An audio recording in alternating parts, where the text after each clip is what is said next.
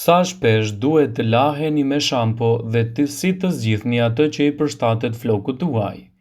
A është me të vërtet shampoja e keqe për flokun tuaj? Sa shpesh duhet ta përdorë dikush dhe cili nga llojet e shampove duhet të përdoret? Ekspertët nuk besojnë se shampoja është në thelbe keqe për flokët. Pastrimi i flokëve dhe skalpi i kokës është thelbësor për ruajtjen e flokut të shëndetshëm.